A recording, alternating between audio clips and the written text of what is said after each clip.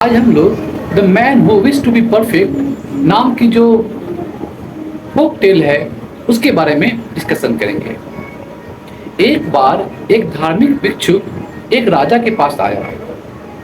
इस राजा के कोई संतान नहीं थी और उससे कहा, चूंकि आप पुत्र प्राप्ति के लिए उत्सुक हैं, इसलिए मैं रानी को एक औषधि दे सकता हूँ, एक दवाई दे सकता हूँ जिसे निगलने से वह जुड़वा पुत्रों को जन्म देगी।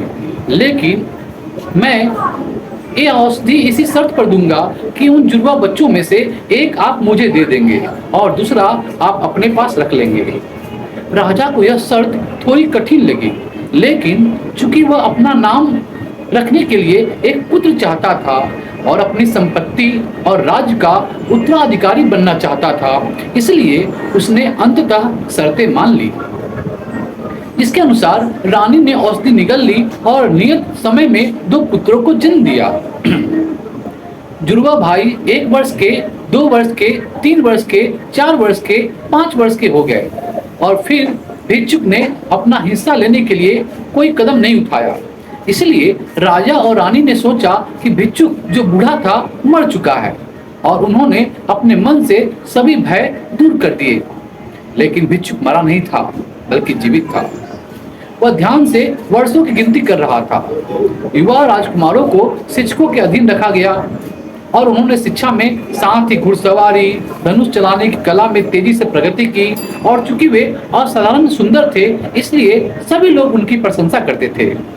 जब राजकुमार 16 वर्ष के हुए तो भिक्षुक महल के द्वार पर प्रकट हुआ और राजा के वचन को पूरा करने की मांग की। राजा और रानी का हृदय सूख गया। उन्होंने सोचा था कि भिक्षुक अब तो जीवित नहीं होगा इस दुनिया में, लेकिन जब उन्होंने उसे मांस और रक्त के रूप में द्वार पर खड़े देखा, जिंदा देखा और युवा राजकुमारों में से एक को अपने लिए मांगते देखा, तो उन्हें क्या आश्चर्य हुआ। राजा और रानी शोक के सागर में डूब गए। राजकुमारों में से एक को छोड़ने के अलावा और कोई विकल्प नहीं था, क्योंकि भिक्षुक अपने श्राप से न केवल दोनों राजकुमारों को बल्कि राजा, रानी, महल और पूरे राज्य को भी राख में बदल सकता था। लेकिन किसे दिया जाए? एक दूसरे के समान ही प्रिय थे। राजा और रानी के हृदय में भयंकर संघर्ष उत्पन्न हुआ। युवा राजकुमारी के लिए उनमें से प्रत्येक ने कहा, मैं जाऊंगा, मैं जाऊंगा। छोटे ने बड़े से कहा, तुम बड़े हो, चाहे कुछ मिनटों के लिए ही सही, तुम मेरे पिता का गौरव हो, तुम घर पर रहो, मैं भिक्षुक के साथ जाऊंगा। बड़े ने छोटे से कहा, तुम मुझसे छोटे हो, तुम मेरी माँ का आनंद हो, तुम घर पर रहो, मैं भिक्षुक के साथ जाऊंगा। बहुत सारे हाँ और ना के बाद, बहुत सारे शोक और विलाप के बाद, जब रानी ने अपने आंसुओं से अपने कपड़े गीले कर लिए, बड़े राजकुमार को भिक्षुक के साथ जाने दिया गया। लेकिन राजकुमार ने अपने पिता के छत छोड़ने से पहले अपने पिता के साथ एक पौधा लगाया। उसने महल के आंगन में एक पेड़ को अपने हाथों से काटा और अपने माता पिता और भाई से कहा, यह पेड़ मेरा जीवन है। जब तुम पेड़ को हरा भरा और ताजा देखो तो जान लेना कि मैं ठीक हूँ। जब तुम पेड़ के कुछ हिस्सों को मुरझाते हुए देखो तो समझ लेना कि मैं बीमार हूँ। और जब तुम पूरे पेड़ को मुरझाते हुए देखो तो समझ लेना, जान लेना कि मैं मर चुका हूँ और चला गया हूँ। फिर राजा और रानी और उसके भाई को चूमते और गले लगाते हुए वह भिक्षुक के साथ पीछे चला गया। बड़ा भाई चला गया। जब भिक्षुक और राजकुमार जंगल की ओर जा रहे थे तो उन्होंने सड़क के किनारे कुछ कुत्ते के बच्चों को देखा। उनमें से एक बच्चे ने अपनी माँ से कहा, माँ, मैं उस सुंदर युवक के साथ जाना चाहता हूँ जो निश्चित रूप में एक राजकुमार होगा। माँ ने कहा, जाओ, और राजकुमार ने खुशी खुशी पिल्ले को अपने साथी बना लिया। वे बहुत दूर नहीं गए थे जब उन्होंने सड़क किनारे एक पेड़ पर एक बाल और उनके बच्चों को देखा। एक बच्चे ने अपनी माँ से कहा, माँ, मैं उस सुंदर युवक के साथ जाना चाहती हूँ जो अवश्य किसी राजा का पुत्र है, बेटा है। बाज ने कहा, जाओ, और राजकुमार ने खुशी खुशी युवा बाज को अपना साथी बना लिया। इसलिए भिक्षुक, राजकुमार, पिल्ले और युवा बाज के साथ अपनी यात्रा पर निकल पड़े। अंत में वे लोगों के घर से अंत में वे लोगों के घरों से बहुत दूर जंगल की गहराई में चले गए, जहां वे पत्तों से बनी एक झोपड़ी के सामने रुके। वह भिक्षुक की कोठरी थी। भिक्षुक ने राजकुमार से कहा, तुम्हें मेरे साथ इस झोपड़ी में रहना है। तुम्हारा मुख्य काम मेरे भक्ति के लिए जंगल से फूल चुनना होगा। तुम उत्तर को छोड़कर हर तरफ जा सकते हो। अगर तुम उत्तर की ओर जाओगे तो तुम पर विपत्ति आ जाएगी। तुम जो भी फल या जड़ चाहो वो खा सकते हो, और पीने के लिए तुम नाले से पानी ले सकते हो। राजकुमार को न तो वह जंगल पसंद थी और न ही उसका काम। भोर होते हुए ही जंगल में फूल तोड़कर लाता और भिक्षुक को दे देता। उसके बाद भिक्षुक दिन भर कहीं चला जाता और सूर्यास्त तक वापस नहीं आता। इस प्रकार राजकुमार के पास पूरा दिन अपने लिए होता। वह अपने दो साथियों पिल्ले और युवा बाज के साथ जंगल में घूमता रहता। वह हिरणों पर बाण चलाता, जिनकी संख्या बहुत थी, और इस प्रकार वह अपना समय सबसे अच्छा व्यतीत करता। एक दिन जब उसने एक हिरण को बाण मारा तो उत्तर दिशा की ओर हिरण भाग गया, और राजकुमार ने भिक्षु के कहने पर ध्यान न देते हुए हिरण का पीछा किया, और हिरण पास ही स्थित एक सुंदर घर में घुस गया। राजकुमार अंदर गया, लेकिन हिरण को खोजने के बजाय उसने एक अद्वितीय सुंदर युवती के दरवाजे के पास एक पासा टेबल के साथ बैठे देखा।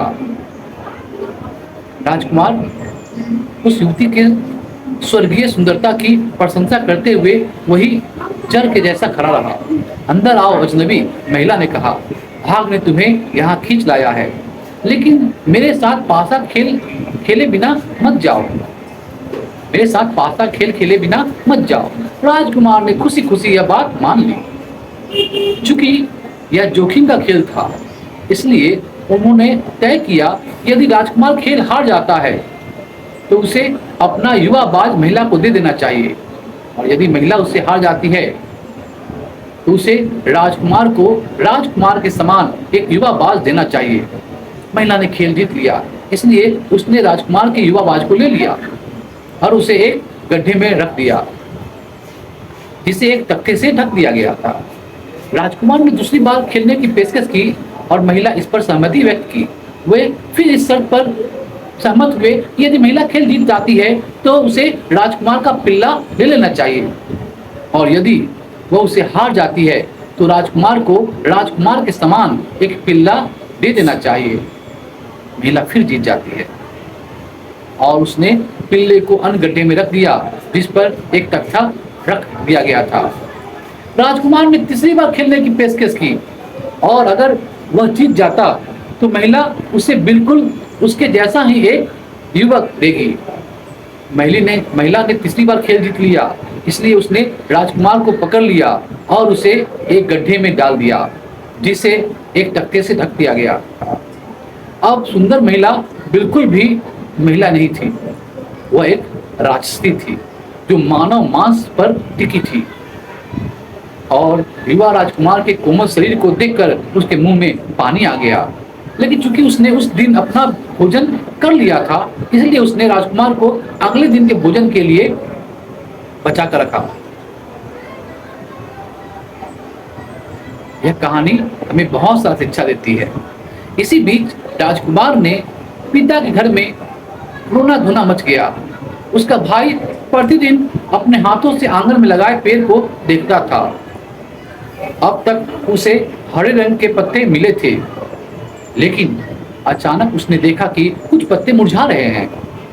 उसने राजा और रानी को सचेत किया और बताया, हे पिता, हे माता, पत्ते कैसे मुरझा रहे हैं। उन्होंने निष्कर्ष निकाला कि बड़े राजकुमार का जीवन बहुत खतरे में है, तभी तो ये पत्ते मुरझा रहे हैं।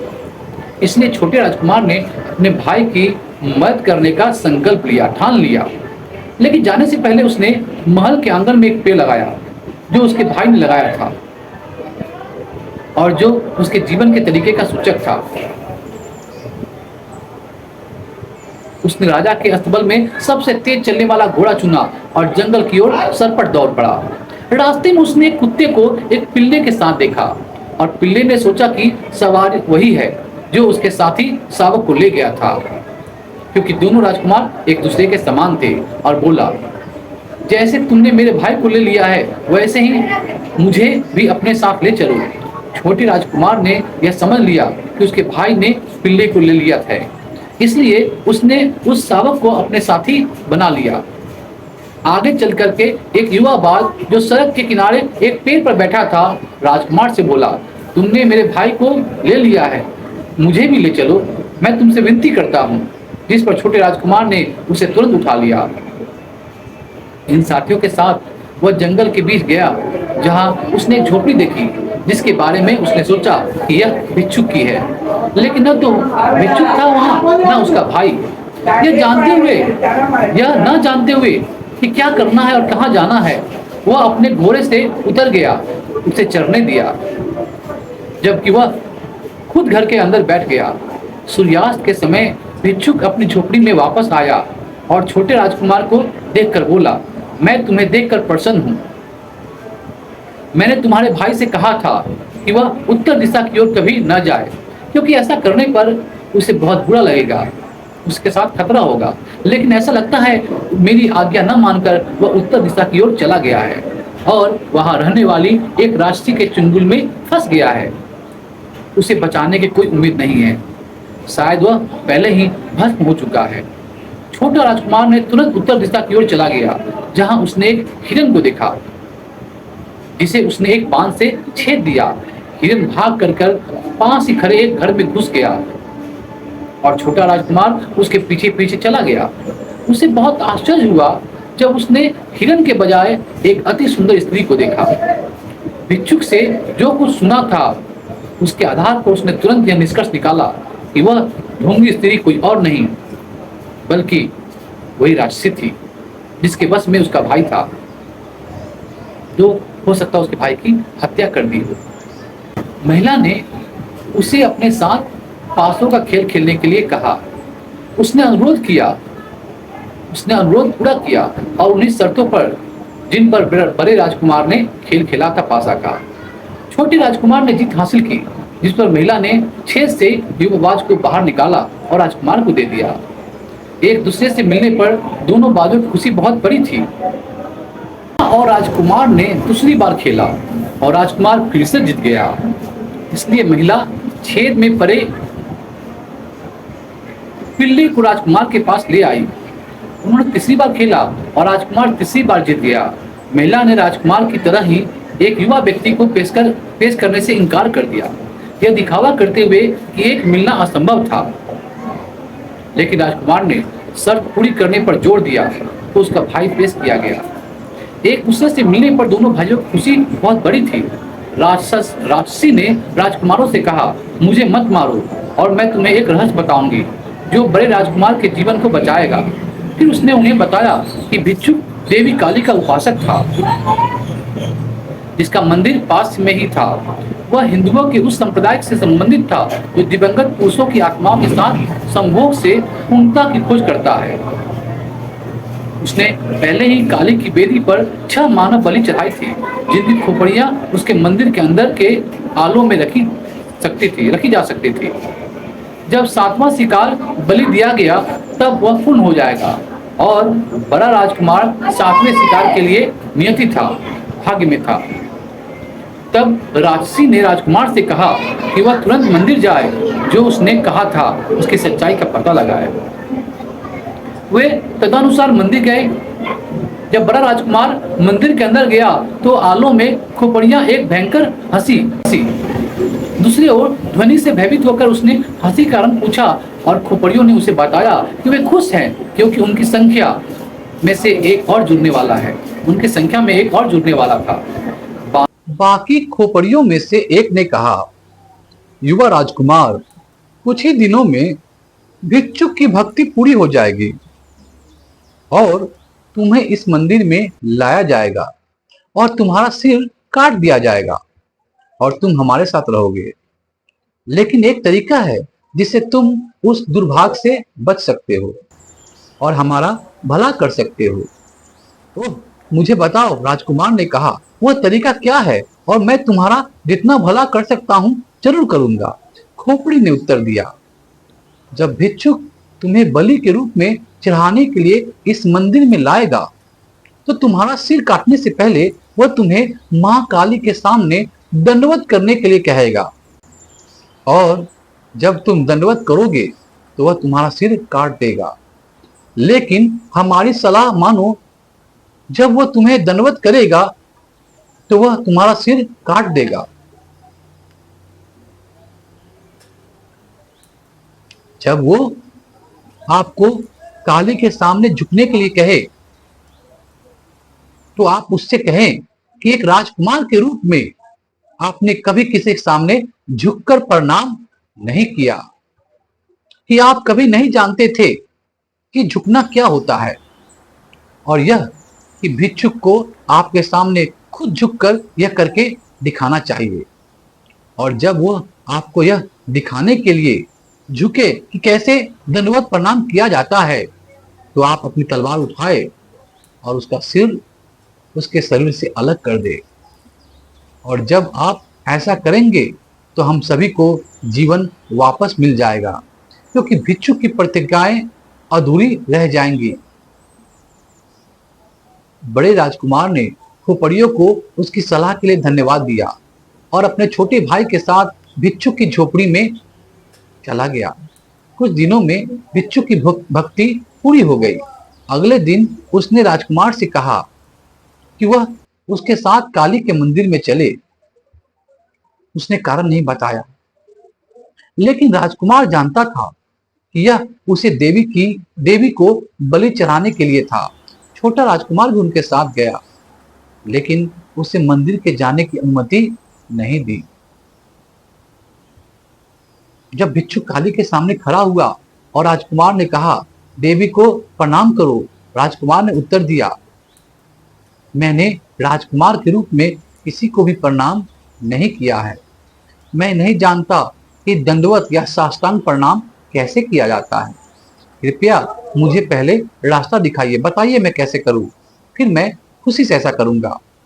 तब भिक्षुक ने देवी के सामने खुद को साष्टांग दंडवत किया, और जब वह ऐसा कर रहा था तो राजकुमार ने अपनी तलवार से के एक वार से उसका सिर उसके शरीर से अलग कर दिया। तुरंत मंदिर के आलों में खोपड़ियां जोर जोर से हंसने लगी, और देवी स्वयं राजकुमार पर प्रसन्न हो गई और उसे पूर्णता का वह ज्ञान दिया जिसे भिक्षुक प्राप्त करना चाहता था। खोपड़ियां फिर से अपने अपने शरीर के साथ जुड़ गई और जीवित मनुष्य बन गई, और दोनों राजकुमार अपने देश लौट गए। यह मेरी कहानी यहीं समाप्त होती है। यह कहानी यहीं समाप्त होती है। आशा करता हूं ये वीडियो आपको पसंद आया होगा। मेरे इस चैनल को सब्सक्राइब कीजिए और इस वीडियो को लाइक और शेयर करना न भूलें। धन्यवाद। जय हिंद।